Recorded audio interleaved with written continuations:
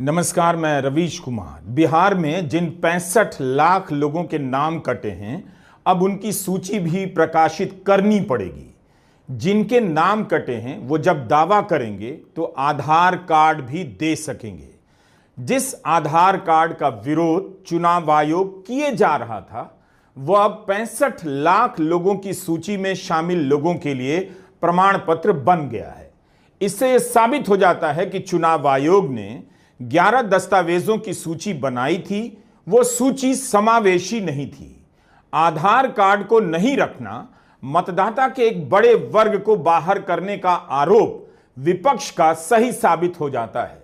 जिस आधार कार्ड को बाहर रखने पर चुनाव आयोग उतारू था, आज वह भीतर आ गया है। आप देख रहे हैं YouTube channel Ravish Kumar official. Court ने बिहार एसआईआर के मामले में अंतिम फैसला नहीं दिया है, लेकिन आज के ये दो बड़े आदेश आयोग की बड़ी हार हैं।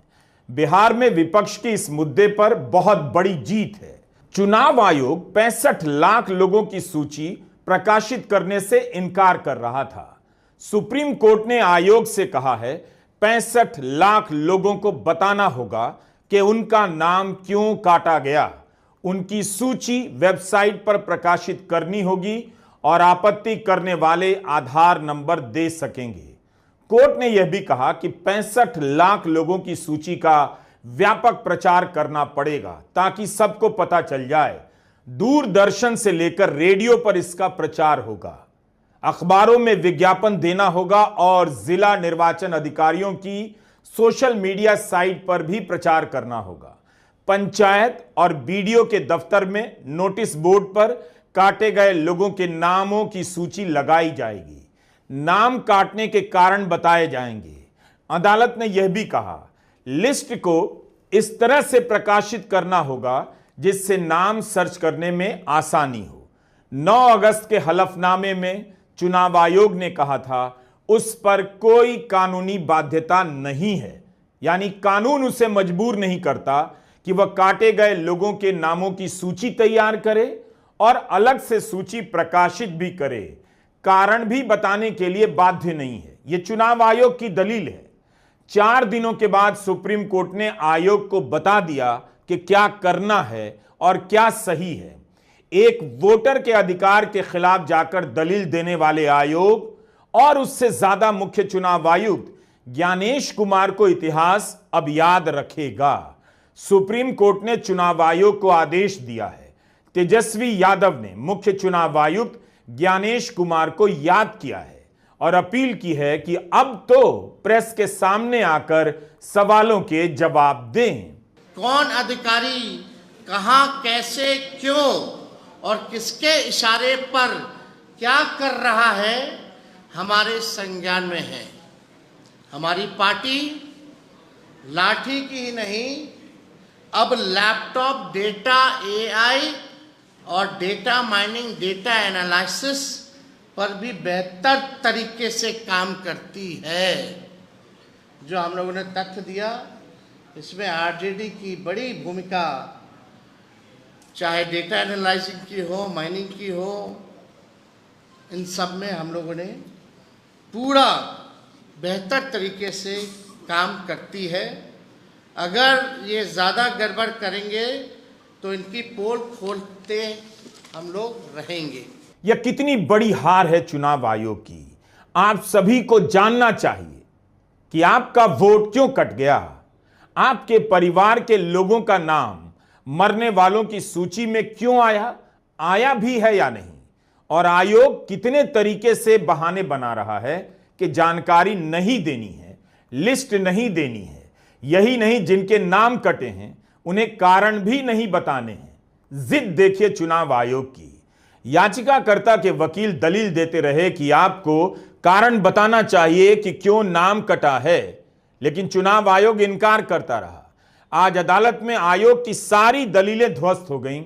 जस्टिस बागची ने इस पूरी बहस को मतदाता के जानने के मौलिक अधिकार से जोड़ दिया। उन्होंने कहा कि आप किसी खास स्थिति में अलग कार्रवाई कर सकते हैं, लेकिन एसओपी यानी स्टैंडर्ड प्रक्रिया यही है कि आप प्रचार करें ताकि लोग अपना अपना दावा कर सकें। तो जिसका नाम कटा है उसे यह जानने का अधिकार है कि उसका नाम क्यों हटाया गया। इसके लिए जरूरी है कि आप अधिक से अधिक प्रचार करें। जितना प्रचार कर सकते हैं उतना प्रचार कीजिए, क्योंकि यह वोटर के जानने का अधिकार है। अगर कोई पढ़ा लिखा नहीं है तो उसे पड़ोसियों या परिवार से भी पता चलना चाहिए। पारदर्शिता होगी तो मतदाता में विश्वास बढ़ेगा। आप एक कदम आगे जाकर वेबसाइट पर क्यों नहीं डाल सकते हैं, सुप्रीम कोर्ट ने आयोग से पूछा। आयोग के वकील ने कहा बहुत प्रचार तो हुआ है। इस पर जस्टिस बागची ने कहा साफ साफ जानकारी दीजिए ताकि लोग अपनी तरफ से सुधार कर सकें। इस पर आयोग के वकील ने कहा हम राज्य सरकार की वेबसाइट यूज नहीं कर सकते, बहाने देखिए। जस्टिस सूर्यकांत कहते हैं कि आप राज्य के निर्वाचन अधिकारी की वेबसाइट का इस्तेमाल कर सकते हैं। आयोग के वकील कहते हैं निर्वाचन अधिकारी की साइट पर यह जानकारी है। इस बात पर जस्टिस बागची ने कहा ऐसा लगता है वो जानकारी लिस्ट के रूप में नहीं है, एक फॉर्म है जिसमें अपना नाम और एपिक नंबर डालना पड़ता है और उसी के बाद जानकारी मिलती है। ड्राफ्ट लिस्ट की तरह एक लिस्ट दी जा सकती है। तो इस बहस से यही पता चलता है कि चुनाव आयोग की नीयत सही नहीं थी, उसकी दलील भी सही नहीं थी और अपनी बात के हक में प्रमाण भी ठोस नहीं था। वह केवल बहाने बना रहा था। एक ऐसे दौर में जब अंधी गुफा में होने का एहसास होता है तो सर्वोच्च न्यायालय रोशनी का सुराग दे देता है। आज भी यही हुआ। कई दफा पहले भी 2 दफे दिशा निर्देश दिए चुनाव आयोग को। हर धर्मिता में वो माने नहीं आधार कार्ड को लेकर के। आज उसको स्पेसिफिकली मेंशन कर दिया गया है और वर्गीकृत डेटा जहां हर जगह उपलब्ध कराना होगा, वेबसाइट पे पंचायत भवन तक। मैं समझता हूं कि जिस वर्गीकृत डेटा में लोगों को पता होगा कि अगर मेरा नाम इंक्लूडेड नहीं है तो कारण क्या है। डेथ का डेटा अलग, डुप्लीकेशन का डेटा अलग, शिफ्टेड का डेटा अलग, ये तमाम चीजें। और मैं समझता हूं आज का दिन फिर से इस पुस्तक के नाम इसने सरोकारों की रक्षा कर ली। भारतीय संविधान में जो मताधिकार, जो सबसे खूबसूरत अधिकार है, उस पर काले बादल मंडरा रहे थे, आज वो छटे हैं। मैं समझता हूं कि एक नजीर भी पेश हुई। कांग्रेस महासचिव जयराम रमेश ने कहा कि भारतीय गणराज्य को प्रधानमंत्री मोदी और ढोल पीटने वालों की साजिशों से बचाने की एक लंबी लड़ाई है। लेकिन बिहार में एसआईआर मामले में सुप्रीम कोर्ट का आज का फैसला उम्मीद की एक किरण है। यह पहला बड़ा कदम है। सवाल है कि अगर चुनाव आयोग 2003 की वोटर लिस्ट एक झटके में वेबसाइट पर डाल सकता है तो 65 लाख लोगों के नाम कटे हैं, उनकी सूची क्यों नहीं डाल रहा था। इतने कम समय में 24 जून का आदेश है और 25 जून से काम शुरू हो गया बिहार में। इतने कम समय में हजारों बीएलओ को फोन पर एसआईआर का सॉफ्टवेयर कैसे उपलब्ध करा दिया गया।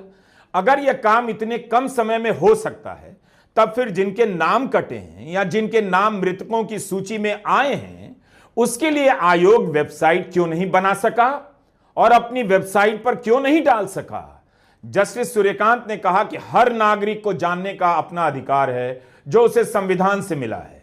उन्होंने आयोग से पूछा कि आप बताइए आपने क्या व्यवस्था बनाई है। तब आयोग ने कहा कि बूथों की संख्या बढ़ा दी है, बीएलओ का फोन नंबर सार्वजनिक कर दिया है, अधिकारी और वॉलंटियर घर घर जाकर बता रहे हैं।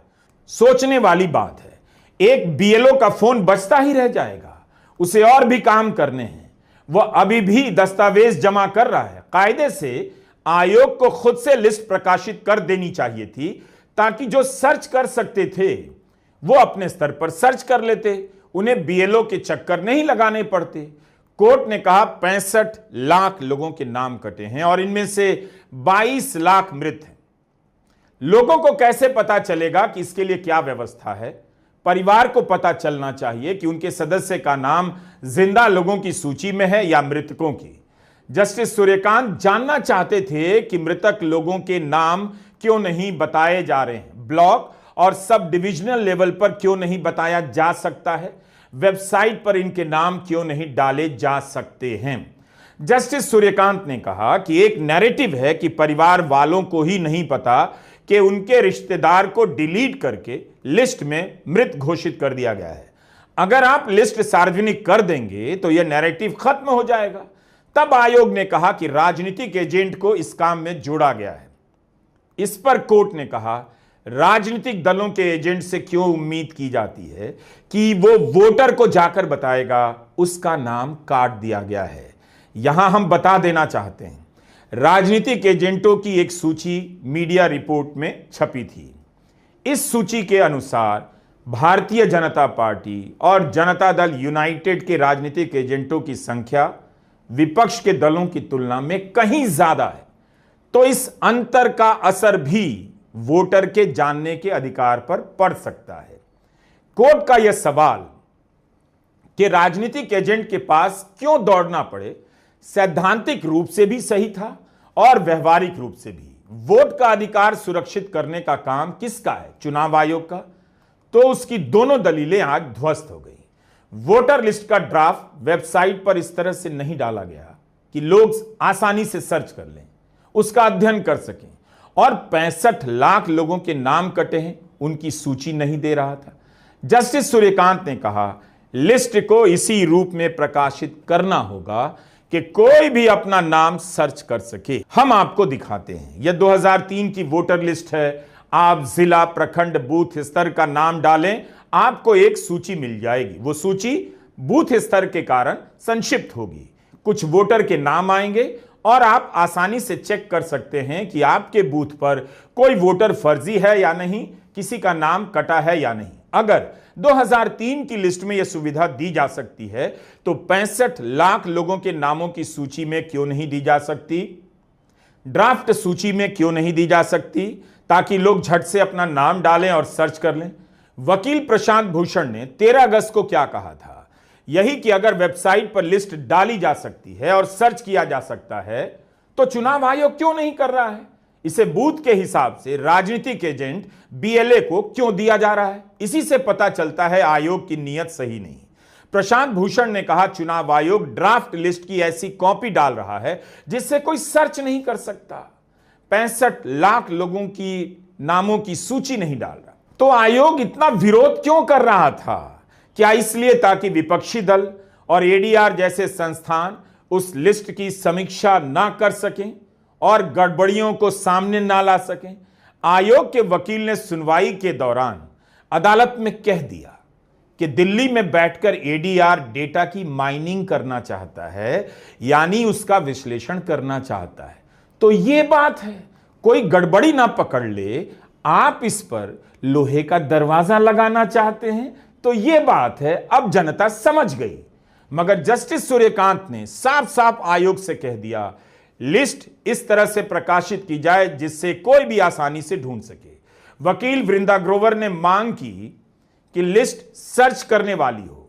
इस पर जस्टिस सूर्यकांत ने कहा, सर्चेबल होना ही होगा, इसके लिए आयोग के पास 3 दिन का समय है। तो डेडलाइन अब आयोग को मिली है, 3 दिनों के भीतर प्रकाशित करनी है सर्चेबल लिस्ट। एडीआर की तरफ से प्रशांत भूषण ने नियमों का हवाला देते हुए कहा, जिसका नाम कटेगा उसे कारण बताना होगा और जवाब देने का मौका भी मिलना चाहिए। प्रशांत भूषण ने एक पुराने केस का हवाला दिया। 1995 में 1,67,000 लोगों को नाम काटने का नोटिस जारी हुआ, लेकिन तब कोर्ट ने कहा था आपको कारण बताना होगा कि क्यों इन पर संदेह है और इनका नाम हटाया जा रहा है। मगर अब चुनाव आयोग इसी जिद पर अड़ा है कि 65 लाख लोगों के नाम काट रहे हैं, लेकिन कारण नहीं बताएंगे। यानी 8 करोड़ वोटर का कागज देखने चले इस आयोग को सुप्रीम कोर्ट ने आज अपने आदेश का कागज दिखा दिया कि अब पहले आप कागज दिखाइए, कारण बताइए, तब वोटर आपको कागज दिखाएगा और दावा करेगा।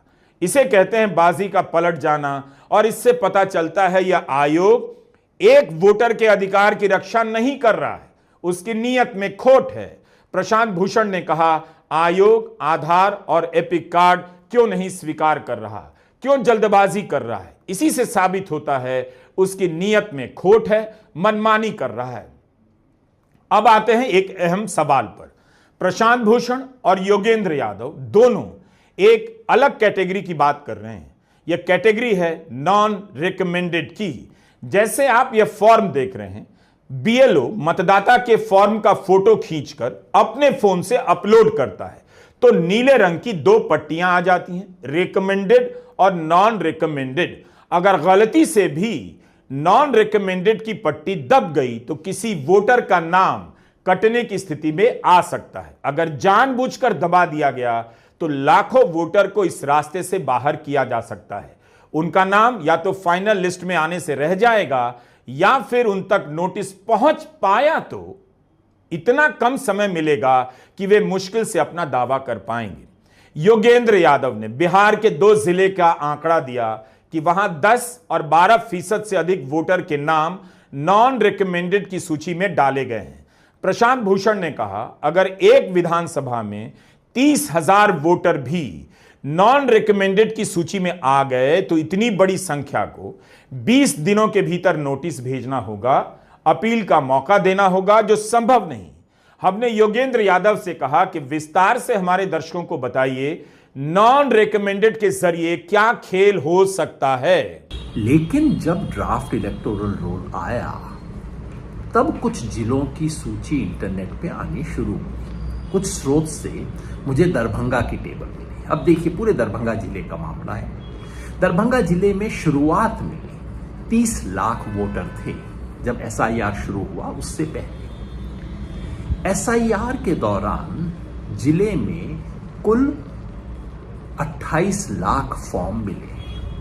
अब ये 28 लाख से लोग सोच रहे हैं कि हाँ भाई हमारा नाम तो आ गया है, जो बाकी 2 लाख हैं उनका कटा है, हम 28 लाख का तो नाम आ गया है क्योंकि अब हम 7 करोड़ 24 लाख मतदाताओं में से हैं।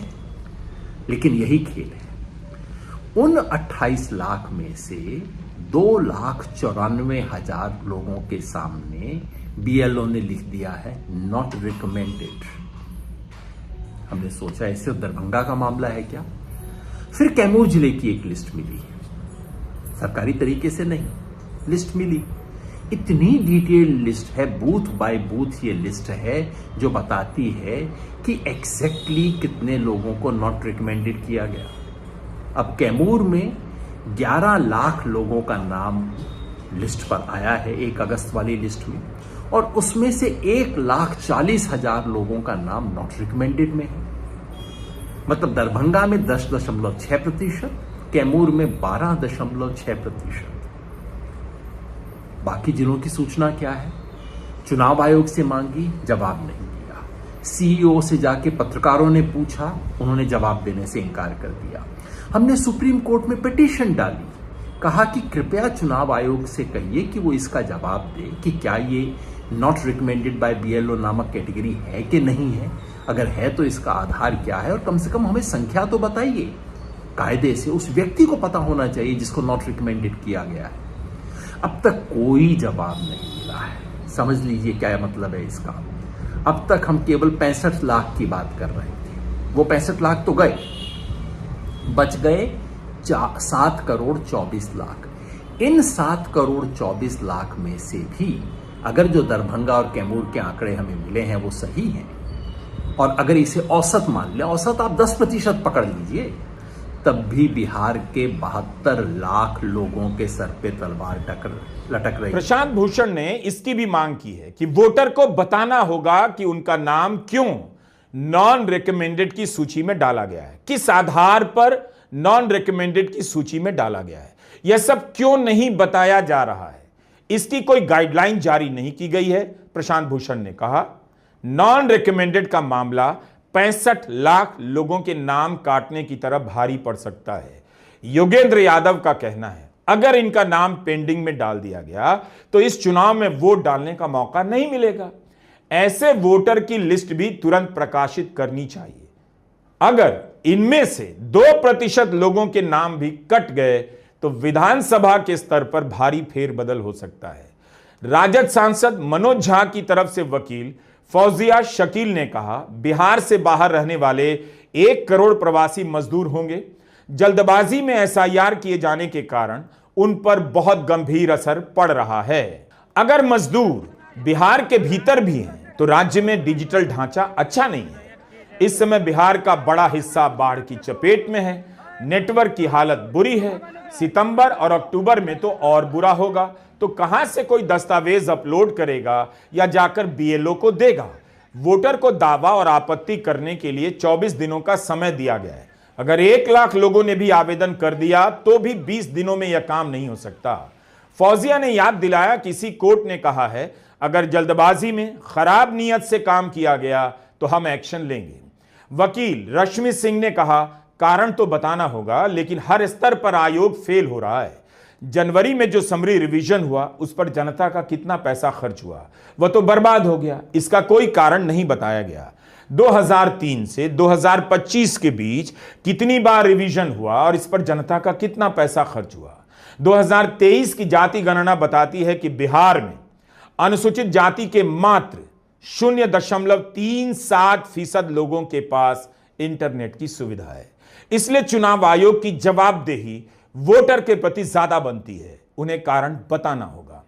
आपको यह देखना चाहिए, महिलाएं अपना काम छोड़कर यहां आवासीय प्रमाण पत्र बनाने की लाइन में हैं। न जाने इस तरह से कितनी महिलाएं बिहार में जगह जगह पर आवासीय प्रमाण पत्र और जाति प्रमाण पत्र बनाने की लाइन में लगी हैं। इनका जो आर्थिक नुकसान हो रहा है उसकी भरपाई कौन करेगा? इनके सर पर डेडलाइन क्यों डाली गई? अगर वोट कट जाएगा तो बाकी सुविधाएं भी चली जाएंगी। इससे डरी हुई है। कार्ड न ले रहा है, आवासीय कागज न बन रहा है, डाकघर परेशान रहे थी। और आज में की दिक्कत है? दिक्कत है बेटा सबके न है, अपने दुए गोरा के हर बेटा सबके न, तो कथी करेंगे सब गरीब आदमी। आवासीय का साइट नहीं खुल रहा है, हम लोग 2-2 बजे रात तक बैठते हैं, फिर भी काम नहीं हो रहा है। मैं ये सोच रहा था कि मेरा क्या कहते हैं नेट काम नहीं कर रहा है, लेकिन मैं यहाँ पे आया हूँ तो यहाँ भी देख रहा हूँ वही प्रॉब्लम है, वही परेशानी है। लोग क्या कहते हैं घर से आकर के सुबह आती है, शाम तक बैठते हैं, लोग चले जाते हैं, काम नहीं होता है, लोग परेशान है, क्या करें नहीं करें। बिहार में आवासीय प्रमाण पत्र बनाने के लाखों करोड़ों आवेदन आए होंगे। उन्हें कम समय में बनाने की क्षमता बिहार सरकार की है भी या नहीं? बिहार सरकार ने इसके लिए कितने हजार कर्मचारी अलग से लगाए हैं ताकि लोगों के आवासीय प्रमाण पत्र जल्दी बन जाएं और किसी का वोट ना कटे, किसी को इंतजार ना करना पड़े? कभी आपने इस पर सोचा है? तो किस तरह का खेल चल रहा है बिहार में? कोर्ट ने कहा वे इस मामले को यहीं खत्म नहीं कर रहे, इसे तार्किक नतीजे पर ले जाएं। हम मानकर चलते हैं चुनाव आयोग के पास एसआईआर कराने का अधिकार है, लेकिन आज के फैसले से कई बातें साफ हो जाती हैं। क्यों बिहार के वोटर को नहीं बताया जा रहा था उसका नाम क्यों कटा है? क्यों नहीं बताया जा रहा है किसी का नाम किस आधार पर नॉन रिकमेंडेड की सूची में आया है? चुनाव आयोग खुद को बॉस समझने लगा था, जबकि संविधान ने उसे हर वोटर के अधिकार का संरक्षक बनाया है। सुप्रीम कोर्ट ने आज यही याद दिला दी। 17 अगस्त से राहुल गांधी वोट के अधिकार को लेकर बिहार की यात्रा पर निकलने वाले हैं। नमस्कार, मैं रवीश कुमार।